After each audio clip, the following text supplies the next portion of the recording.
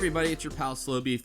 This is something kind of new I wanted to try. It's called Visual Novel Book Club, where a group of us get together, read a bit of a visual novel, and then talk about it afterwards. Kind of like a book club, but a little nerdier. I am joined by 4 other people. To my left, virtually, is Ty Tuesday. Hi. Hi. To his left, virtually, is DeviousVacuum. Hi, I'm DVac. What's up, DVac? Yo. To her left, virtually, of course, is pullahoko, otherwise known as Dave. Hey, everybody. What's up? And to his left, virtually, is my friend Jim.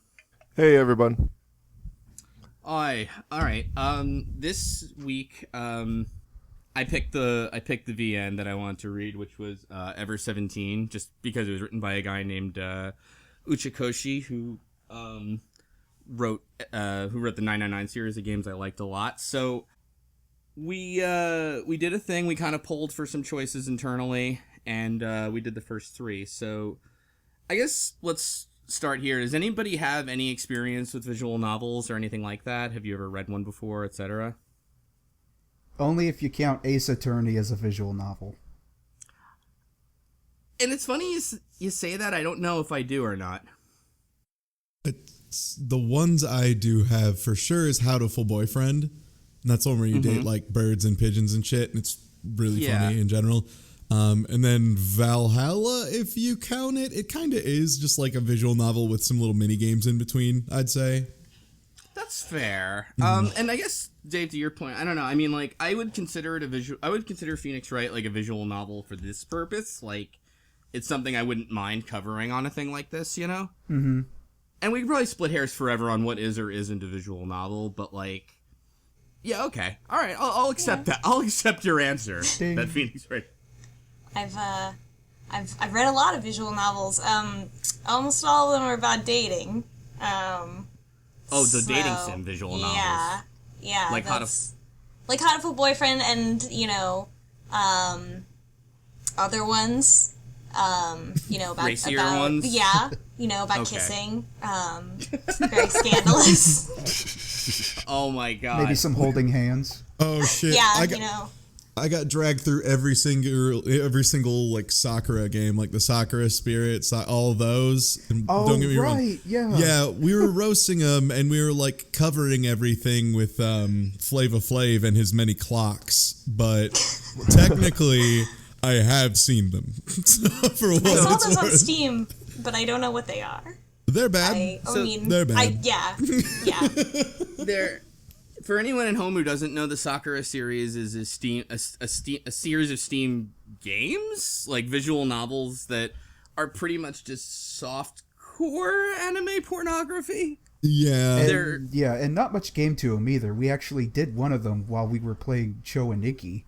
And I did I had a stream called Everybody Gets Anime Laid, where I had Cho and Nikki was a homoerotic shooter on the left screen, and then Sakura Spirit on the right playing on auto, and Twitch came and yelled at me after I had stopped, but whatever. Something for everyone. Yeah. What do you call it? Anybody else visual novel experience? Know what we're in for? That kind of thing? Yeah, I'm a visual novel virgin as well. I guess until Dave said Phoenix Wright, which I don't know. It just to me, my always perception of what visual novels are was that there wasn't much gameplay mechanic, and I thought maybe Phoenix Wright had a bit too much of that because you had to keep track of, what people were saying and that kind of stuff. But this is the first like reel where I was like, oh, this definitely feels like a visual novel from the start. So this is my first time. Yes, it's pretty. I think pretty much the same for me, because I did play How to Full Boyfriend once as like kind of a jokey thing on stream. I didn't really even pay attention to it, honestly. Like, I've heard it's good. But yeah, so I'm also in that realm of like, unless you count Phoenix Wright, which I guess we are, or 999, or like an adventure gamey feeling kind of thing, I guess it's tricky too, because I feel like I feel like some games like gate you from the story, whereas stuff like Ever 17, I don't think we're gonna have to ever solve like a puzzle or like do a thing unless it's like a particular choice path. I don't know. Either way, I guess I think whoever's listening probably knows at this point what they consider a visual novel, and the fact that we consider Ever 17 one. So, without further ado, does anybody want to take a stab at telling us about maybe before we kind of get into the summary of it, like what this game's about in terms of setting or where everyone's. Oh, I know. So okay. So you wake up by a pool and you're a very confused boy whose ice cream is melting. It's cold. That was the thing that got me right I was hooked, really from page one. Just drama. like, I can relate to this. I too have had ice cream melt on my pants. So. And it was really melted too. Like, apparently. wow. I don't know. That's really intense. And then a random lady running up and being like, "Hey, do you need help?" And being like, no. No. Me and my pants are fine. I like it this way.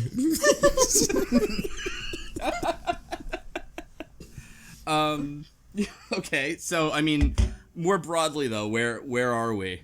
I guess is where I was kind of getting at, because I think Ever 17 has a really interesting setting in what I don't even know how to pronounce it. Lemieux. Yeah, and it's sort of like a museum or theme park kind of thing. But it's on an artificial island, and it's in a lot of it is in German, which I don't understand, but it's called Iselmul. Yeah. Yeah, and it's like there's like 3 levels to it, and it's like der Erstboden, then the Zweite Stock, the Dritte Stock, I guess. And now I'm doing my fake German accent. It has 0, 1, 2, and 3. Yeah. The levels. But like level 0 is on the surface of the water. It's on a man-made island, and then the other 3 levels below it are like do you call it not subterranean? I guess submarine. Water basements. Underwater. They're deep in the water, yeah. And the top looks like Pokemon. It looks like it's a Pokemon island or something like that. Like, it's super, like, there's these different areas and little paths between them and a bunch of angles. All the islands are angular. Right. But I'm sorry, Ty, you were saying then this kid kind of comes into the story and he's eating ice cream. It starts with a dream.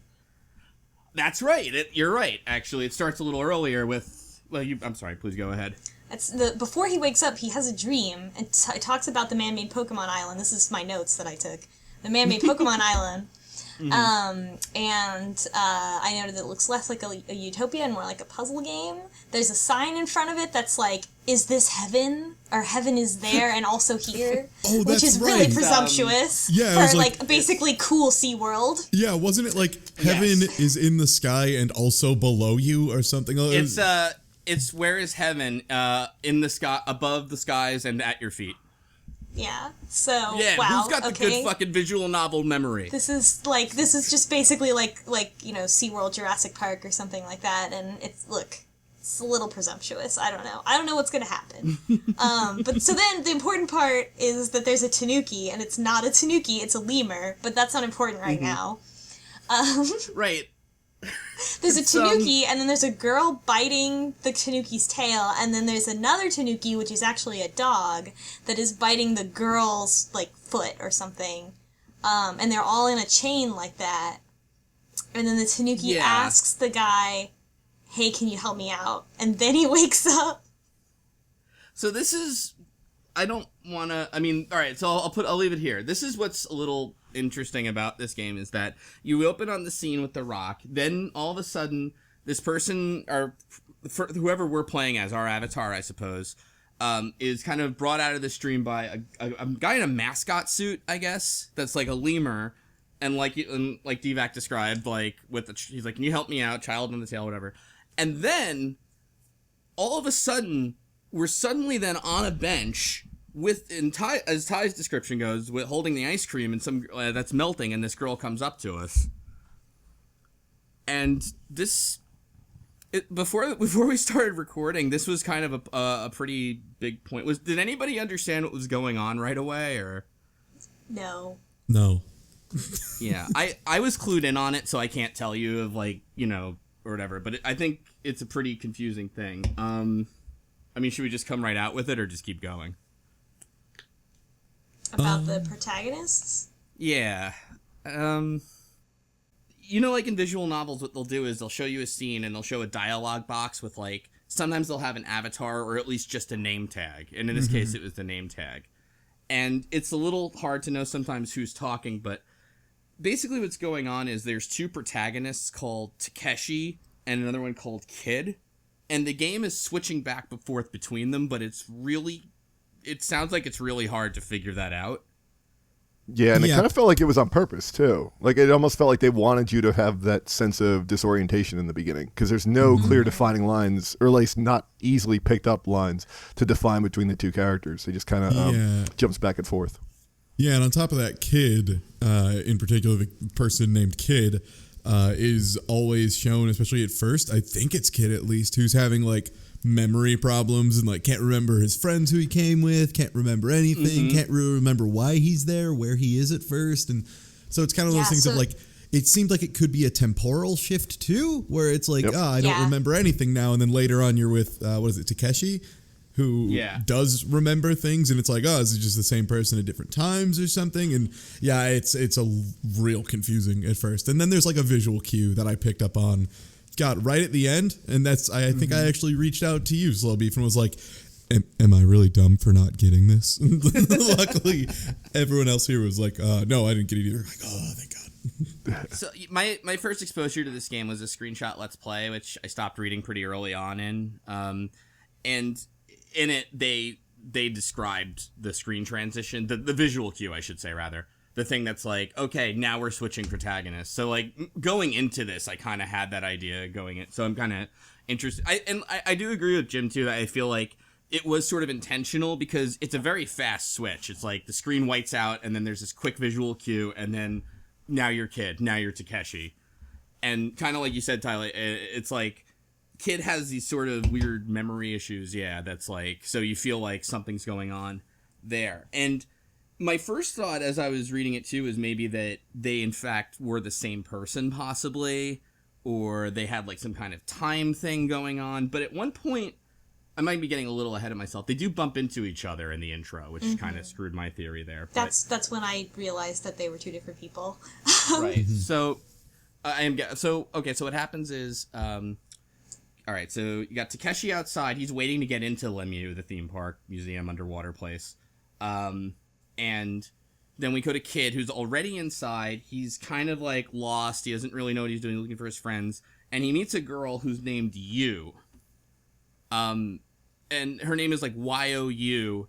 And even, it's voice acted. So, like, the voice actress even says, like, in English, I am you. Like, it's pronounced that way and everything. Yeah, so we're off to a great start, first of all. Because, like, wow, there's a lot of things happening. That also kind of made me think, like, oh, this is some time stuff. Especially knowing 999 and the Zero Escape series, I was like, okay, this is for sure, like, the same guy but older and younger, or, like, these people are all, like, mind-linked somehow, something like that. Yeah. And, like, Yu is a name. Like, I've known a couple people named Yu. It is confusing, as you would imagine. But so I thought, like, okay, maybe it's just, that just happens to be that person's name until, like, DVAC said she says it in English, which is really out of place at that point. So it seems like it's, like, kind of an establishing of, like, no, I'm not just saying my name. Like, this, pay attention to this in particular. I am you, which is, like, again, kind of like something fucky is already going on. We're like 5 minutes in. She also says that her real name is endlessly long. I guess like kind of like she's like, oh, it's short for something, Yu Tanaka, but my real name is endlessly long, and it's like, what does that mean? That's what I was thinking. Like later on, there might be some kind of twist with her name where it's like, oh, it was really da da da da, and you know. It's really, you cannot escape this underwater prison, Tanaka. Tanaka, right? Yeah. Yeah, no. And can I just go back to one other thing, too? You've known people who are named Yu? Yeah. Y-O-U? Yeah, one of my best friends in college, Yu-Woo. Dude owned. He was super cool. He was a transfer student. I met him, like, the first day he came to America. Like, first day, he, like, hung out with us, and yeah, at the time I still spoke some Mandarin, so like that's what it was he was in our group and we knew, and he was just like a little late, and I was just like, "You woo ni hao," and he's just like, and just like we just started hanging out, and oh man, I helped that kid do his first keg stand, took him to his first football game, and like his first football game, he's just like, "Where are the cheerleaders?" And I'm like, "Fuck yeah, this kid's got it," and like, oh man, you woo owns, so like yeah, no, it's just a name. Some people have. And you speak a little Mandarin? I used to. I'm horribly out of practice. But yeah, I had a minor from Ball State in Mandarin, actually, yeah. I feel like I'm learning a lot about you instead of Ever 17. That's interesting. Or more about that. The name you, I get. You can learn about Yu Wu. He owns. Oh, man. I'm fine with it. Fuck the individual novel. Talk about you. No, all right. So we meet. What was it? We meet you. And since Kid is very confused on the bench with the ice cream, I think didn't she like offer to help him find his friends or something? He's like, I know I'm supposed to be looking for somebody. Yeah, she kind of takes him and shows him around a little bit. She keeps saying, "Oh, you must have been stood up, so I'm gonna be your friend or whatever." Which is weird, thinking that this is a kid, because at this point I was still confused and thought that it was the same person.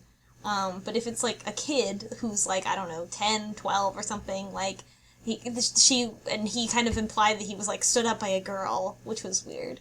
But also, you also works at the park. Did I get that right too? Or yeah, she was a staff. I think she was initially introduced as staff. She works at the park, but she doesn't wear the same uniform as everyone else. Mm-hmm. That's true. She has her own uniform. And then I think we switch back to Takeshi, who's waiting to get into, I want to call it Ever 17, waiting to get into Lemieux, and is handed 2 earplugs. I don't know if anybody wants to go from there. Sorry, it's hard to. Oh, yeah. No, this part rules, because this is like, yeah, you get the, what they are is they're headphones that are like, you put them in, and apparently the whole purpose of them, and of course this is one of those things that's like super questionable anytime you bring in technology like this. In real life, obviously, it would just be like, yeah, that's all they're doing. But in anime, who knows? But like at this point, what they say is like, this is when we're getting instructions from one of the staff members. And she explains, you know, like, for some reason, we use largely helium underground, like as part of, I'm guessing as a filler gas, as like a nitrogen replacement for some reason, like it's more stable or something. I don't know, some made up noble gas stuff probably. But, oh no, I was just gonna say, so like they just said you put these headphones in and it demodulates everyone's voice, which is questionable, but you know, like, okay, I get it, you know. So if you don't wear them, it makes everyone sound super high pitched, which then got to our first choice actually, and I'll gladly let someone else take it. The one thing I did want to say too is I have actually heard of that before. One thing that's to watch out for with Uchikoshi is 999, the first game in the trilogy, did have some junk science in it.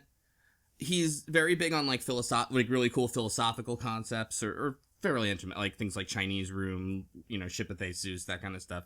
But he'll occasionally do something like Ice 9, which is a real thing, but then he gets it completely wrong. It's like, oh, this is like ice that doesn't melt at room temperature, and it's like, that's not it at all. And it's usually not something very important to the story, so you can kind of forgive it. And I think they scaled it back a bunch in the next game and such. So it is something to watch out for. But that said, I remember reading Sphere by Michael Crichton. I was about to talk about Sphere. Yeah. They do the same thing. They do the same thing in Sphere. They have helium as their like gas because of something about compression. It's something about the air pressure, yeah, when you go very deep underwater, that like you can't just breathe the same type of air you do on the surface, because I can't remember the damn science reasons for it. Speaking of junk science, Sphere, the movie about an alien sphere. I was gonna say, I mean, the one thing, I mean, that kind of does bring up one thing that like bugged me a little bit, is depending on the depth of the thing, and of course, like, this was something that I was like, fuck it, I'll suspend my disbelief on this. Depending on the depth of this thing, you can't just have fucking elevators going up and down, man. Like, the bends exist and they're dangerous. So like, maybe that's what they were going for, was like, for some reason helium wouldn't expand in your blood as quickly as nitrogen or something. That was like the concept they were going for. Is that true? Yeah. I don't know, because yeah, like nitrogen bubbles in your blood are what really makes you get messed up if you go up and down too quickly underwater. I don't know if there is scale given. I think probably, and maybe if I reread it at the beginning. So let me look up the Let's Play too, so I can like kind of. I don't remember if it's ever mentioned exactly how deep Lemieux is. I didn't think it was. I figured it was going to be, if I'm just guessing, deep enough to put them into some sort of peril. They say it, yeah. Just deep enough to screw everything up. It was like 51 subunits. It wasn't like I didn't read the units and feel like, oh, that's really deep. They need to be careful. Right. She's saying it's floating in the ocean. Here we go. At a depth between 51 and 103 feet. Yeah, feet. It doesn't sound feet. Yeah. That doesn't sound. I'm sure like the original Japanese, it was probably in meters, but like the translator. But yeah, that doesn't seem super yes, feet. deep. Nature's meters.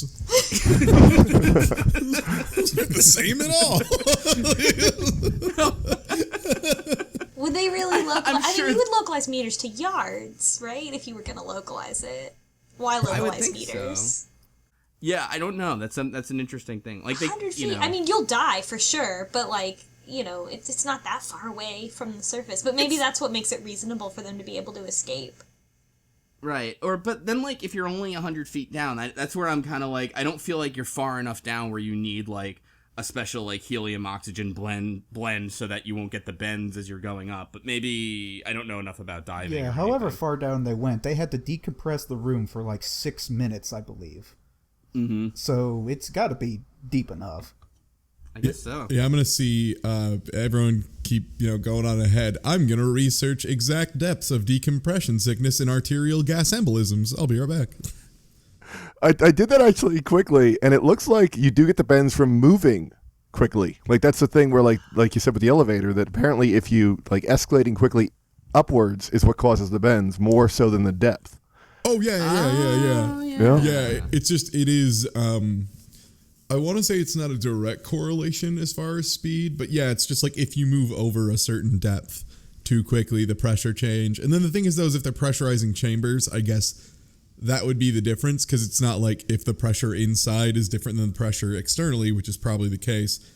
You wouldn't suddenly be like, but outside the water is at this pressure, therefore I should be sick. Like that's not really how the human body works. It just reacts to what atmosphere you're in, which would be the controlled pressurization. I'm overthinking the shit out of this, so yeah, I'm sure it's probably something too we can like look at after But like, yeah, that's a good. Thanks, Jen. That's a good point too about the escalation. But on to even more heady fare.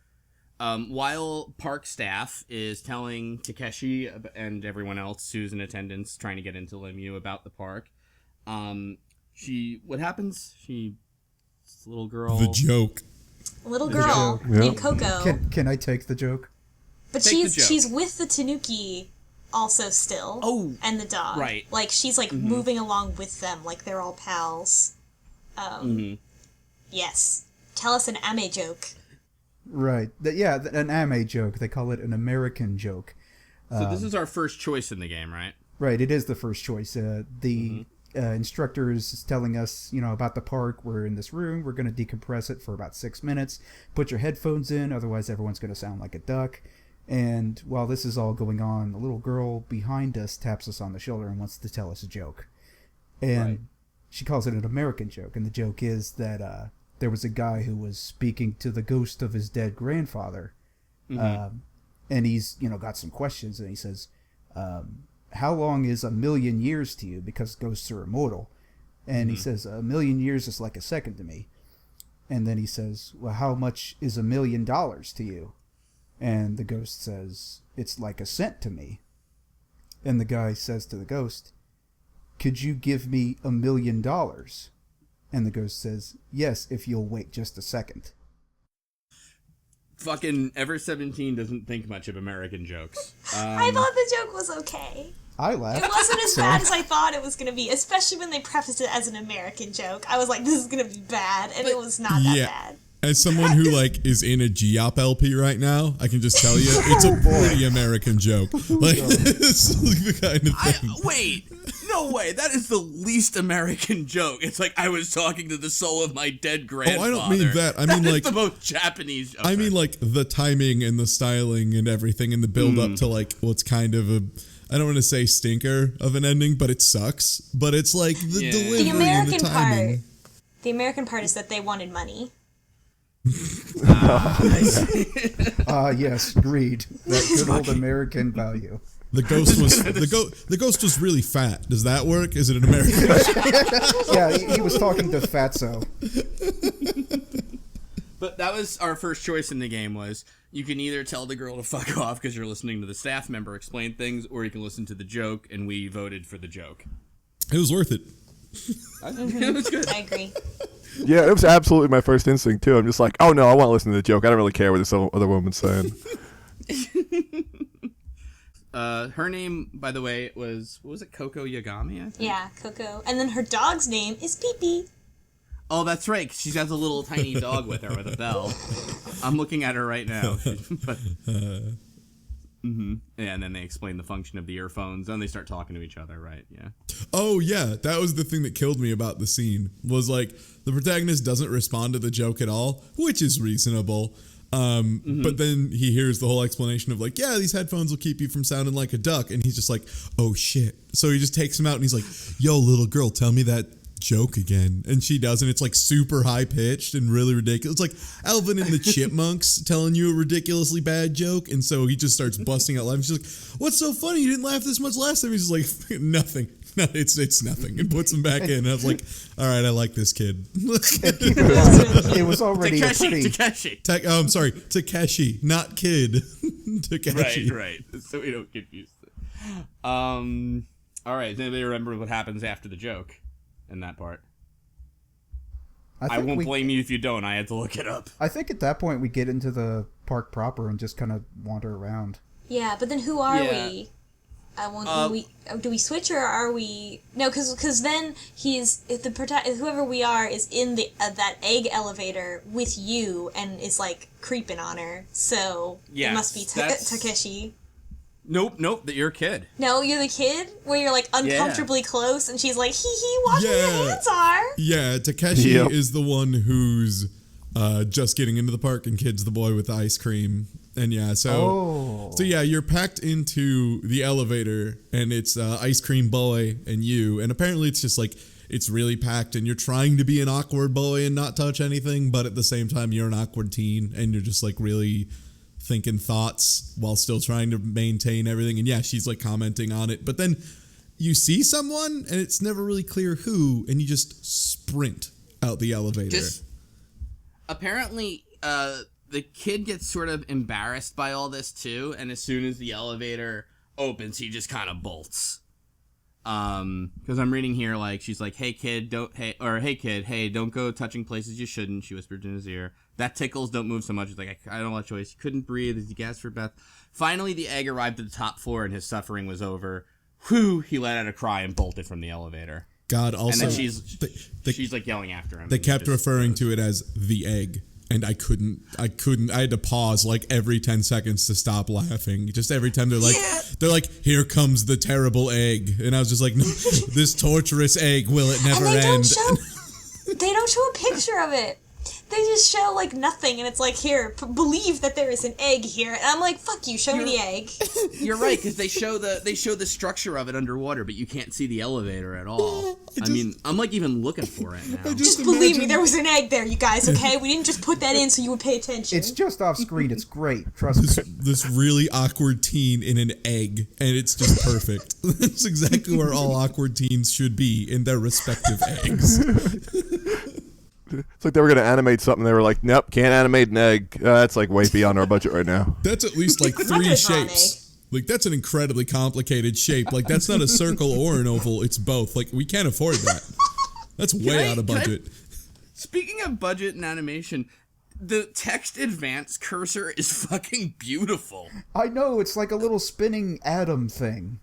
It's like there's a circle with another circle that's rotating around it in 3D, but also on a 2D axis, and I'm like, there is so much effort put into this stupid thing that indicates press a button to read more text, but...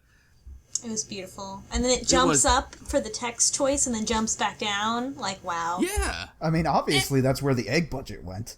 Straight there. Yeah, like they were in crunch, and they're like, okay, we could do egg, or we could put a lot of resources behind this cursor. And it was like, that kicked off like an 8-hour meeting of just like, okay, look, but the egg, we can't do both.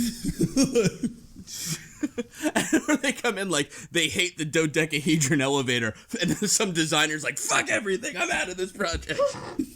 Damn, he was on egg duty too. I thought orbs were hot. I thought orbs were hot right now. No. Kids are all about eggs. Eggs are in. We've done 4 sequels of eggs. I ain't doing no more eggs. There better be another egg later in this game. There must be. I want to see the egg. Okay, now, yeah, there it is. Now, that's the reason I'm going to finish this thing, is to see if they let me see the damn egg. Like, I want it. So, Kid sees a girl in a school uniform who he's like, he doesn't know who she is, but he knows who she is, and runs after her, but loses her. That's right. And he loses her. And he loses her in this there's a lot of really contrived things happening to the kid, I'm finding. Like, he's just in this crowded elevator where he, like, can't help but get a little too close to you. And then it's like he goes for his friend, and then all this crowd of people just pushes him into an elevator. You know, not where I think that there's something going on, but it's just sort of like one of those, oh, we have to make plot happen kind of deals. So here's a series of unfortunate coincidences. And it's weird because Takeshi doesn't seem to have those same kind of things happen to him. Like those sort of archetypal things happening as much. Like he's just kind of there, existing, doing things. One thing I kind of picked up on with the kid is it seems to be like there's this theme following him around of just like suffocation, where he's crowded in the egg and he gets out of the egg and the crowd overtakes him, and then some stuff happens later where it's just this theme of being suffocated.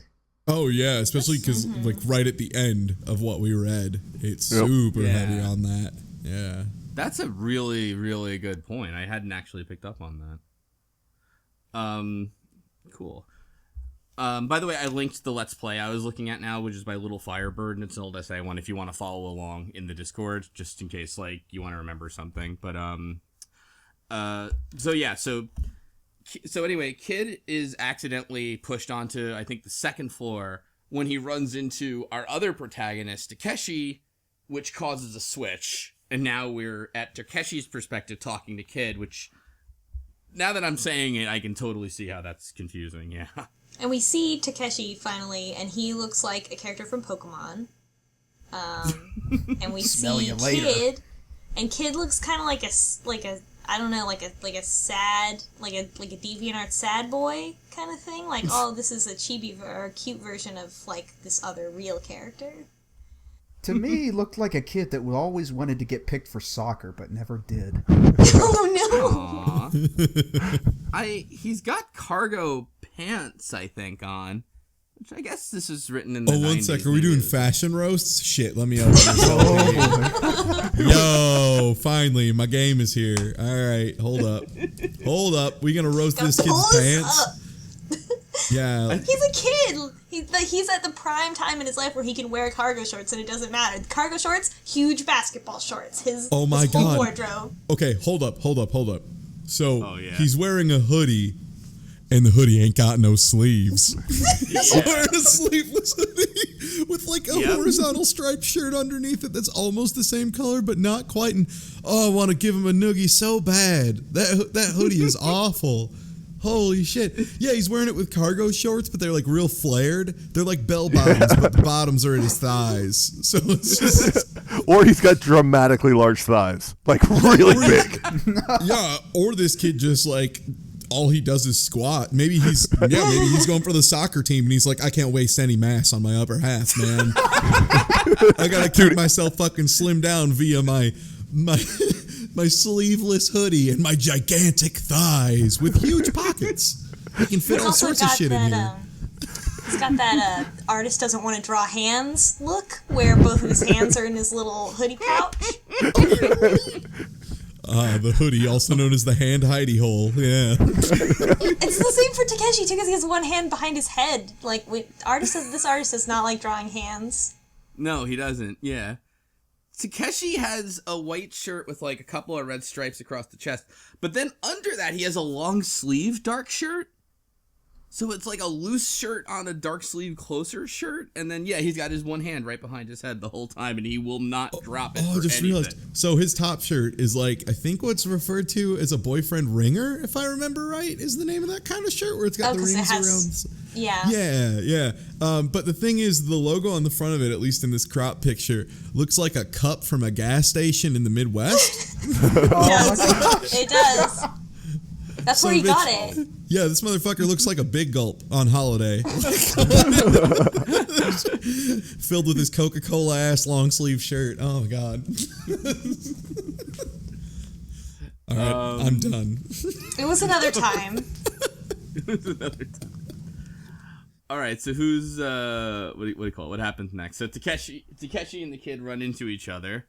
Apparently Takeshi is looking for some people too, and he just goes like, "Sorry to ask you this out of the blue, but do you know my 3 friends?" And he just starts describing his 3 friends to this guy. He has no idea who it is or anything. See, that threw me at first, because when he started describing them like that, and first of all, just talking to this guy out of nowhere, I thought they knew each other. Right, because he's like, "Sorry to ask you this out of the blue. You don't know. You see my friends around here. One of them's 5'1", 140 pounds, kind of good looking with dorky sunglasses. Probably not the type. I don't like him or anything, though. I know. And then, like, another is wearing a suit, no tie. It's like these super long descriptions, and the kid is just like, I imagine him just like staring dead-eyed at Takeshi, like, why? Who the fuck are you? He added, he likes to knit on the end of one of the descriptions. Oh, yeah. Like, oh my God, how could you tell? Yeah, like, oh shit, that dude's got knitting hands. Like, what? What the fuck? It's like, I didn't see the other 2, but there's one guy in this crowd of people who definitely likes to knit. And it's right after he brings up the fact that he's got the piercings. He's like, oh, he's got 3 piercings, and he likes to knit. Guess what he uses the piercings for?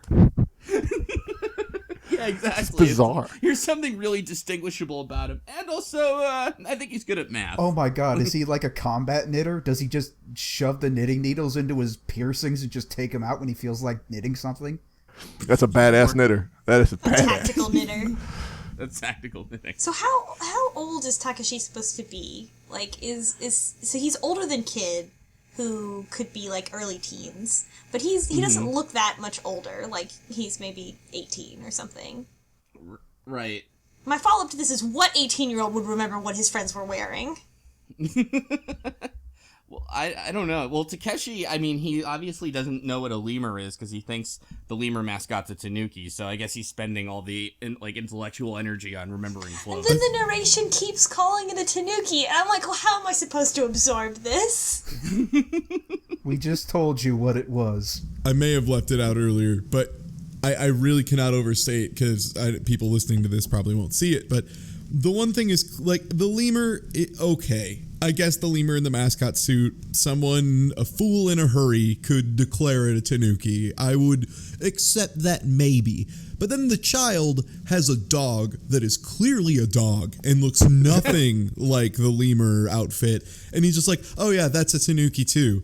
I'm like, what the fuck? Does this guy like go and he just like sees a bird flying through the air? He's like, air Tanuki. And there's a fish. He's like, Tanuki of the sea. Like, what the fuck? They aren't even close. And yeah, they just keep calling it a Tanuki afterwards too. Like, Takeshi, are you okay? Are you okay, buddy? Yeah, he just Why like, you see the Tanuki screenshot. To me? Yeah, you see the screenshot and he's just like playing with these touch screens and stuff. He's like, good to see the iTanuki is implemented. Like, yeah, it's really confusing. And also, like, you kind of, after consuming so much Japanese media, like, you hear Tanuki and you're like, okay, where are the balls? Is that why this is facing away from me? Because they can't show that? Are they going to show it later, like, as a goof? And then there aren't any because it's a lemur? You know, it's funny when you said, I didn't remember that about Tanuki, and then you said that, and I remember... I remember a shoot-'em-up then, Sexy Parodius, I think, where you fight a Tanuki as a boss, and it's got giant balls, and I guess that's just a thing in Japanese mythology. Yeah, I thought it no. was the game. Man, there's amazing stories regarding Tanuki's balls. I know this... Okay, stay with me, all right? So there's, like, this one story, and I can't even remember how it happens, but... Tanukis are like shapeshifters, but primarily their balls can shapeshift is like part of it, or like their sack. Because there's this whole story, and I can't even remember what happens in it, but it's just something along the lines of a Tanuki tricks an old man into living in his nuts. Like the Tanuki just makes his nuts a house and tricks this guy into living in it, and is just like, gotcha. And then the old man like kills the Tanuki afterwards. Like he's so mad about living in his balls for a week or whatever. And it's like... It's the weirdest story, and there's like no moral. It's really confusing. Like, Tanukis are just like classically tricksters, and they'll like trick people into like accidentally hanging themselves and or living in their nuts. Like that's the Tanuki MO. Those are very different. Yeah, right? Yeah, Tanukis are wild. Like, go read the myth of Tanukis. They make no sense. And living in someone's balls sounds like something that Chuck Tingle would tweet. Like, oh, please let me live in your balls and live in make a house there for a week. It sounds like the biggest premise to a D's nuts joke. Like, hey, how you been enjoying in these nuts? He lived in that ball house for a week, and he met a lovely woman who was also balls, and he had several little ball children. That's beautiful. It was. When you and Takeshi run into each other, by the way, Coco is there. She wants to tell the kid a joke, and then Takeshi's just like, fuck this, I'm out of here. So he walks around, and we run into Dolphin Carousel, which is part of the park, and also Qual, which is like a jellyfish thing.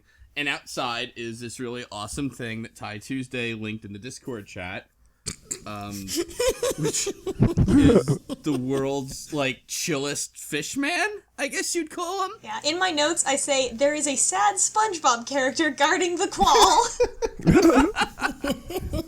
It's like a guy in a merman kind of thing, but like he's holding the trident. He's got the little like ripped kind of loinclothy kind of thing. It's with a the real webcam. lazy He looks creature like from he's the Black just completely Lagoon. done. he looks like he'd either be in the webcomic Boys Club, Achewood, or a combination of the two. Do you know the emote that's colon, hyphen, and then a front slash? That is his expression, pretty much. Just, yeah. And he's just staring at the camera. I guess Takeshi, but he looks like he's staring at me. But, yeah. He's reprimanding us, the viewer, visually. What are you doing here, buddy? But then Takeshi runs into the Tanuki again. And does anybody want to take it? Or should I just keep going? I'll take it. Go for it. So, Takeshi, I think, goes up to the Tanuki and is like, which is not a Tanuki, which is a lemur, and is like, hey, can you help me? I just talked to this kid, and obviously he could not help me look at my friends. Since you're in a mascot outfit, you must work for the park, so can you help me? And the person in the costume just punches him in the gut. Just gut punches him, and that's it. Sucker punches him in the gut. For no reason. Well, he thinks that, like, they can't hear him, and he's, like, yells it again, and then they punch him. And he starts poking the mascot, and what wasn't clear so I read ahead to get the choices and things like that, and I was really trying to skim. What isn't clear is, I think, which isn't clear to Takeshi either, but I think is a little clear to the player, is that I think there's a woman in the mascot suit, because the voice actor for the voice actress for the Tanuki has a feminine voice, and he like kind of starts poking the suit, which I didn't realize too. And he's like, "Hey, are you listening?" So I guess whoever's in the suit just gets sick of it and sucker punches him. Leading to I'm sorry to interject there, but no, yeah, that makes sense. So so then Yu appears, and says what's wrong, and we selected it was the Tanuki. Right, because you can do that, or you can just say, "Nah, forget it. Now that I'm good." No, it's fine. I get punched all the time. You know, that's just the kind of guy I am. Takeshi, that's me. I, for one, just spend my days going to football games and getting rowdy and getting punched by every mascot. It's basically my pastime.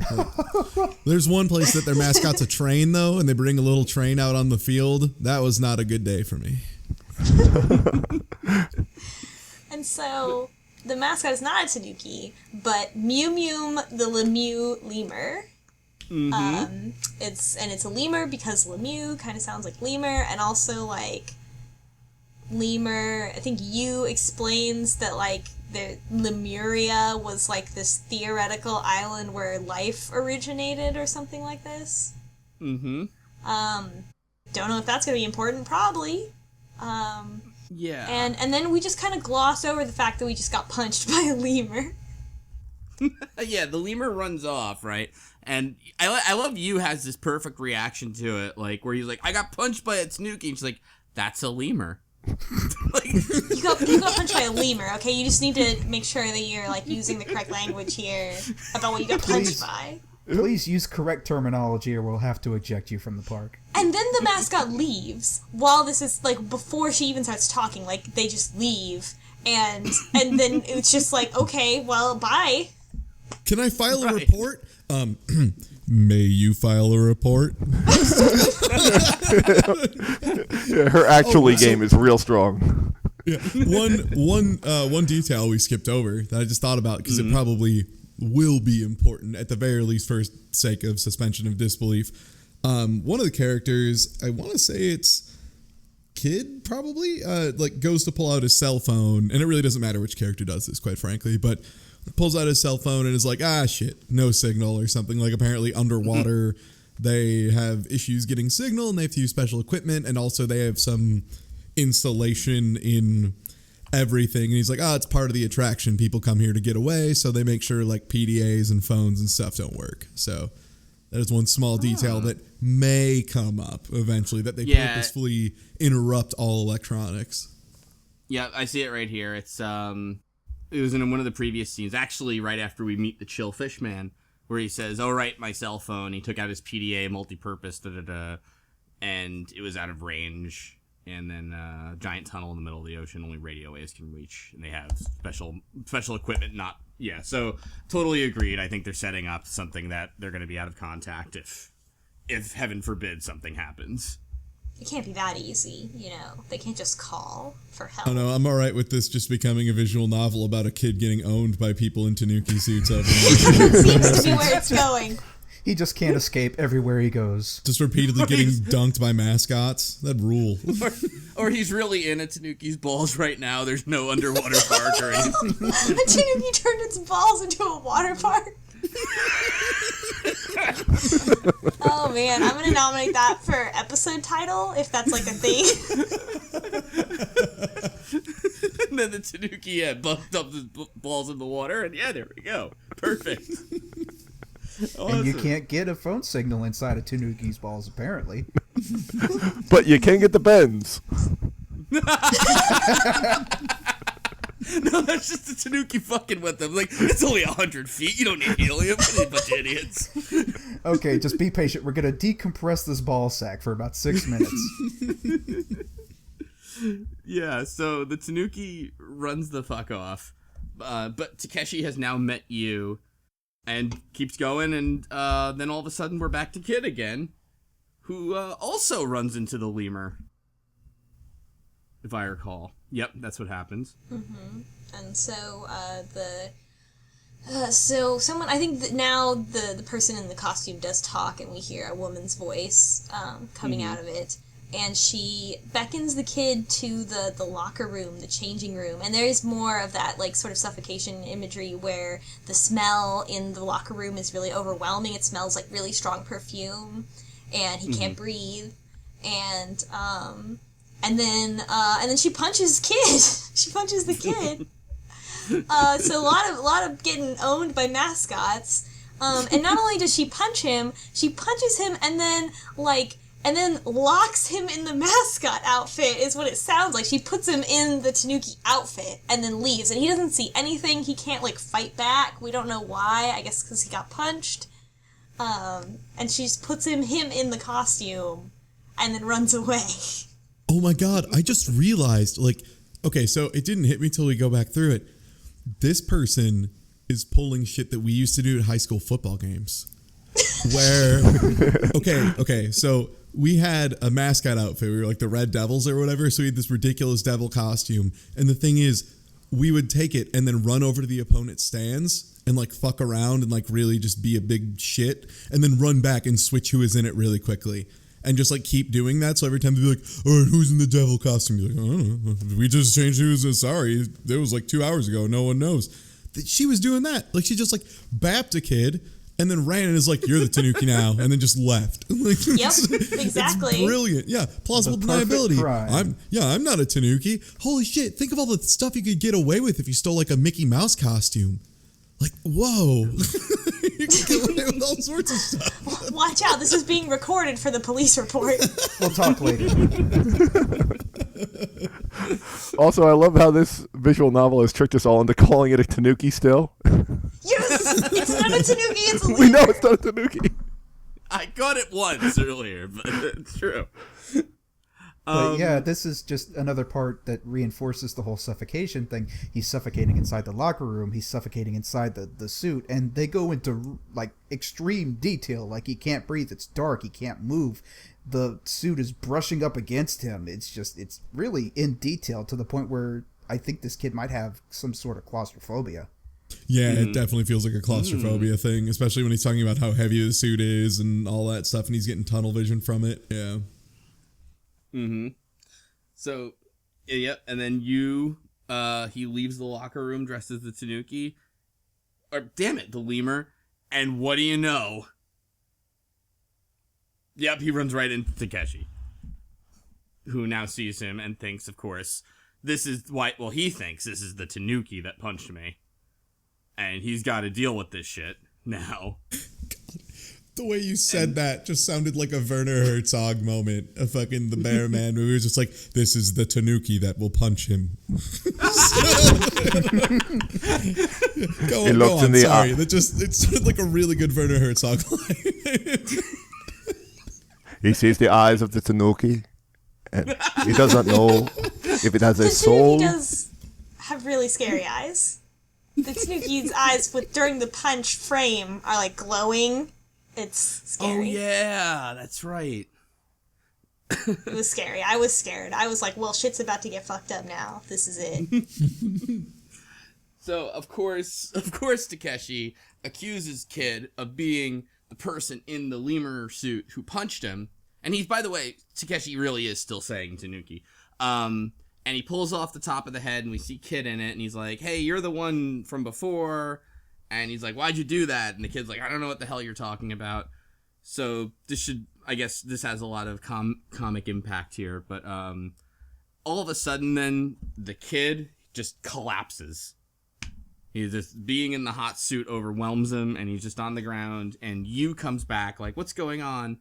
So we do a very, very quick protagonist switch where the kid's kind of freaking out a bit. He's like, he feels ill. He's like rubbing. It's hot. He can't stand it. Then we switch back, and Takeshi is watching Kid, who's now in the infirmary, I think.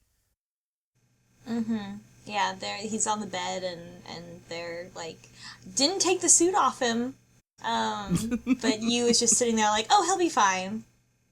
Then like a weird thing happens that I didn't quite understand, where there's like some black and white scenes.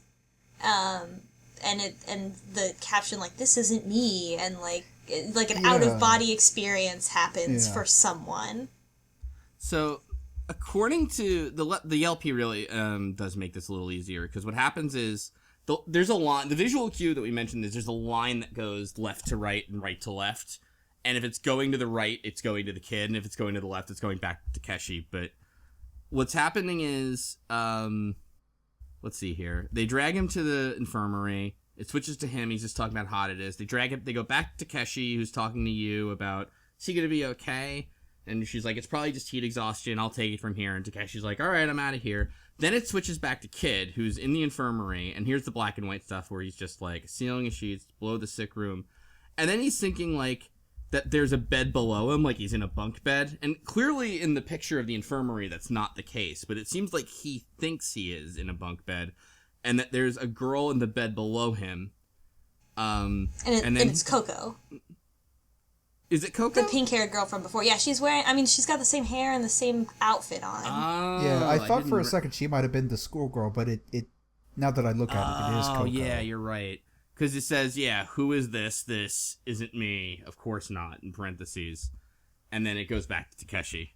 And it kind of briefly flashes to what looks like it might be a different area with a bed that actually is kind of a bunk bed. Mm-hmm. Yeah, so I think, so Kid in his heat exhaustion is remembering something involving a bunk bed, seeing this girl, and then kind of like starting to freak out a little. And now Takeshi goes to the elevator, where he encounters some girl I think she's already on the elevator, but she's just kind of like, who the hell are you, and why are you following me?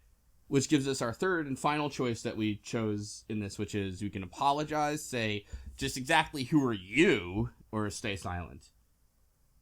And she doesn't look like any sort of girl we know or whatever. So I think pretty much everyone voted just exactly who are you. So what I think is that she asks us, and also based on the voice actress, which I can't tell that closely, but she must be the girl in the Tanuki suit. That's what I'm thinking, because he was following the Tanuki around from the beginning, the lemur around, and she must. That's what I think. She was the girl in the suit. It's funny because I didn't pick up on that at all until I was reviewing this just now, and I'm like, oh, maybe it's one. And then when you said that, yeah, because Takeshi's encountered the Tanuki a couple of times now, that actually makes perfect sense that this is the girl in the Tanuki suit. Yeah, you're absolutely right. And it could be that she ditched the suit to possibly get away from him. Yeah, or maybe she punched him and she doesn't want to get in trouble because, she's on duty. Well, she says some stuff and that made me believe that she is, some kind of agent planning a sabotage operation. She's, Yeah, I just didn't want you to get in my way. Yeah, she's that like, one. get out of my way. I don't want you to get in my way, that's all. She says, and I was like, okay, so she's gonna blow up the park or something. And then immediately after that, the elevator stops. Right, of course. The vibe that I got was maybe it was somebody who knows something about what begins happening to the park and is potentially there to stop it. Because she seems confused when the elevators, everything starts breaking. Mm-hmm. Yeah, she does. She says it couldn't be, ... Yep. And then this is where things get really confusing, because then we go back to Kid, I think, right? And he's just he's having more flashbacks. Right, to the girl that does look like Coco now that you mention it. Well, this girl, I'm looking at the still here in the LP, this girl is the other girl, the girl that he saw and recognized and was like, I need to talk to her, because she's got the bows in her hair and the darker hair. Mm-hmm. So it's a different person, the person that he had run after earlier but then lost track of. He sees her in black and white and thinks, we've finally met. I've been looking for you this whole time. So I'm just going to tell everybody right now, I have anime facial aphasia, so but anyway, that's right. And he has this really creepy vision too of it almost looks like, I don't know, blood and a little bit of purple mixed in. Oh, yeah, the one that has this face in it, you mean? Oh, the my one that's gosh, got a it does face have a hidden in face it? terrifying. It's Yeah, terrifying. it's a lot like... I did not see that. Thank you, Ty. what's the name? Yeah, no problem. I catch faces and all sorts of weird stuff. It's a talent. Yeah. No, but it looks a lot like Gigas from the end of Earthbound. Yes, that's what it reminds me of. That whole thing. I was just like, someone's having a Gigas. Because keep in mind this is like a photorealistic face that they just kind of shopped in. It's terrifying. Mm-hmm. Yeah, it doesn't look like anime or anything at all. It's it's artistic, Yeah, that's definitely a nose and a mouth, and the one eye looks like it has a tongue coming out of it, but the other, that's a creepy fucking face. It's like an FMV horror game looking face. Yeah. But so it's he's having some kind of out of body experience or temporal displacement experience or remembering something that happened before. Mm-hmm. But because he said we've finally met, it makes it seem like this is something that's going to happen in the future. Yeah, totally. And he has this vision where these voices are talking to him, and they're telling him, don't come out, don't crawl out of there. And then the image that it shows is the same lower bunk. So that one made me think somewhere lower in this facility there's some kind of holding facility, I don't know, he's some kind of sea life that escaped. Oh, that's interesting. Yeah, and then but then he has these weird sentences if I'm watching them, then who's the me watching me, and who could the me over there be? And then it starts to switch back and forth more quickly between, it'll go to Takeshi in the elevator, and then back to the kid who's having flashbacks, and then he kind of, from what I remember, and I'm just going by memory now, Takeshi's on the elevator with the girl, the kid kind of wakes up and everyone in the park is gone. like Lemieux is just empty and he's just sort of wandering around. Yeah, so I guess everybody evacuated, and then Takeshi and the girl are stuck in the elevator, and Kid like wanders out of the infirmary. Now everything's off, and no one's there. Mm-hmm. And at one point he like jumps into a pool, and then so he just goes. He just jumps into the pool of water that is in the front where they first came in.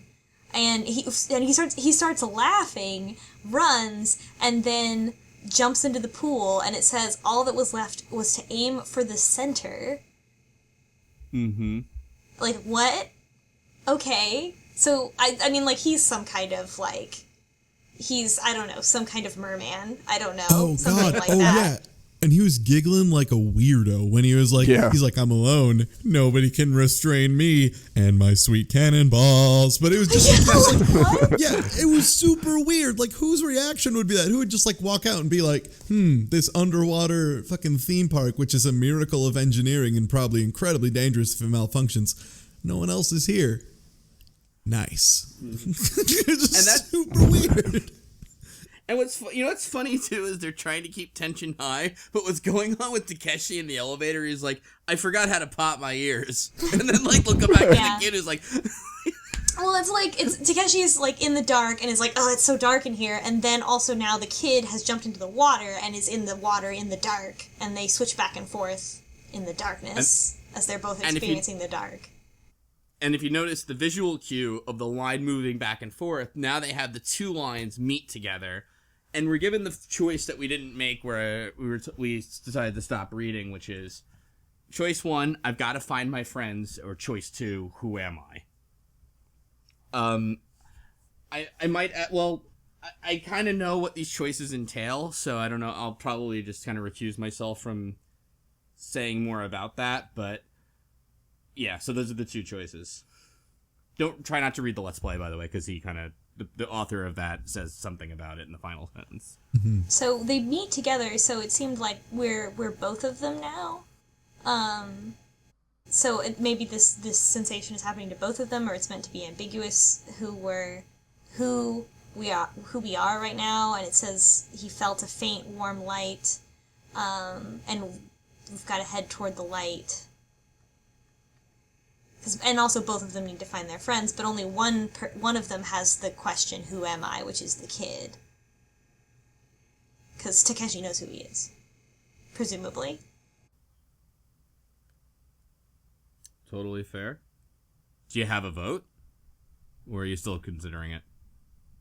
I'm inclined toward who am I, because I want to know who the kid is, and he seems to be having these flashbacks to some kind of facility where him and Coco were held and that they escaped from. Another thing that I just remembered about Coco is that she is going through the tour, and the tour guide is like, how many times have you been through here? And she is like more than 5 times. She counted up. That was right. Yeah, like she was like, hey, how many times have you seen this already? And she's like, 2, 3, 4, 5. My first time. And she's like, God, you're a bundle of laughs, huh? She's like, I get that a lot. Like, it's so you can't tell if she's like screwing around and like actually has been here a bunch, or it is her first time and like the guard's yelling at her. But now that you mention it, it does seem more like D-Mac, I think you're right with that she's probably been here a bunch already. And potentially the kid has too, in that respect. And another thing, you've got this little girl here. We never see her with any kind of adult figure. No, she's with the lemurs in the beginning. Yeah, to me, she's young enough to need like an adult there. Well, she's got Pippi, but no, but you're absolutely. That was a little joke, but you're absolutely right that she So you don't have to give me a courtesy laugh after the fact. Okay? It's fine. That was a good one, Slowbeef. We'll just all laugh when you can edit it in right after that. And that'll just end it. That's the end of the series and everything. That one punchline, it was all worth it. Well, actually, she's got the dog.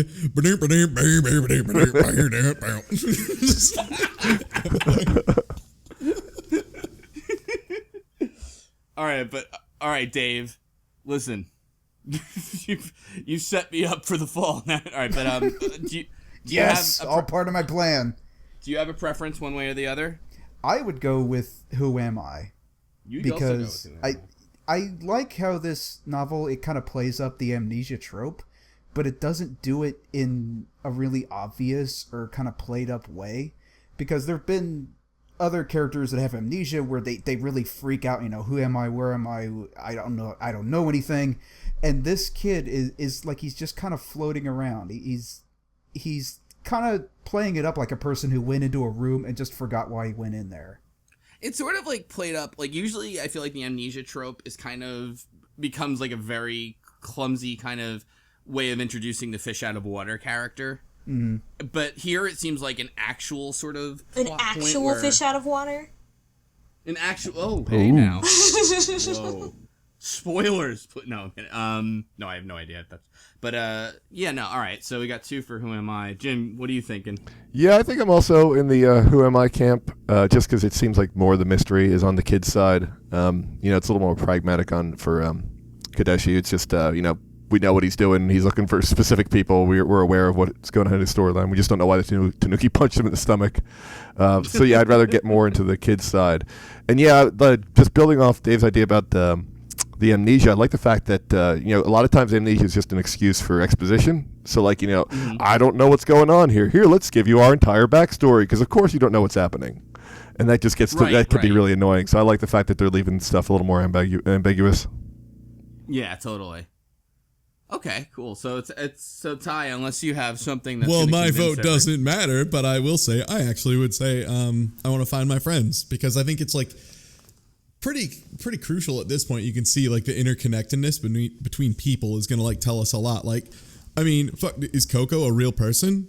Is Kid a real person? Is he a construct of some form? Like, there's this whole thing of what is real and who isn't is kind of this thing I'm dealing with right now, is like, who is actually there? Because we already had the whole thing of like the I am you type of issue, where it's like, it's odd because there's 2 people seeing this one person, but is that 3 all part of one? Like, there's a lot of stuff that could be wrong, and also in particular, kids' relations to these other people seem to be like kind of a crux of what is happening.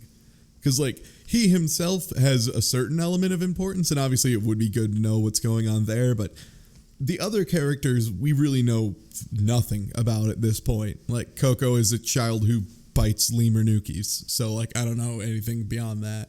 So that would be my vote. Oh god, that sounded really wrong. What? No, I finally got lemur nuki was a portmanteau, but before that I thought you were saying like, a lemur's nukies, and I'm what? But all right, sorry, go ahead. No, that's all I got. I've got to find my friends. It also, like, both of them need to find someone, right? Like, Kid needs to had that girl and and also Coco, I guess, sort of like people who he felt like he needed to go talk to or go reach out to. And then Takeshi also has his 3 friends that he's looking for. So in that respect, like, the first one sort of applies to both of them in my mind, and the second one applies more specifically to Kid. But I don't know, it might just be literally who do you want to play as next, Takeshi or Kid, I'm not sure.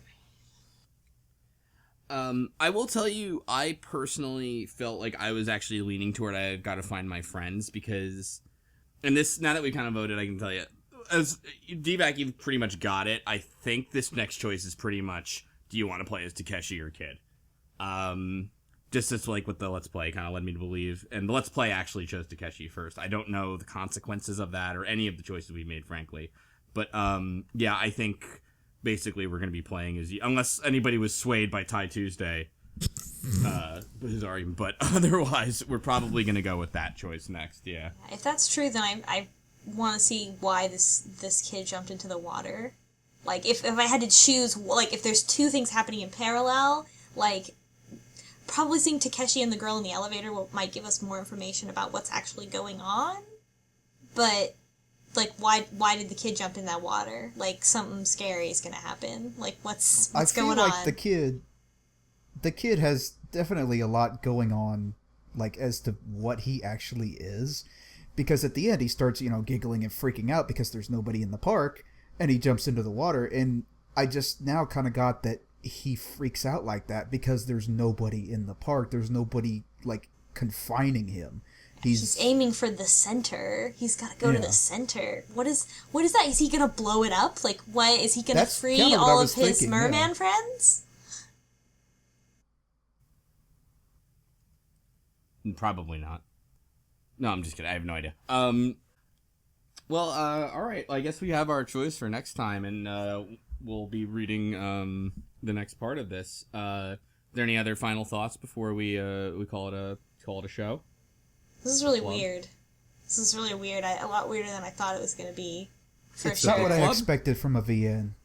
Yeah. Oh, the story. I thought you meant this session. Oh, no. I was like, a lot the story weird. is really strange, and it's really interesting, and right away evokes all these feelings of, like, switching around bodies and time, and it's just really... It's very, like, it's difficult to parse and, like, keep track of, but, like, I feel like that's on purpose.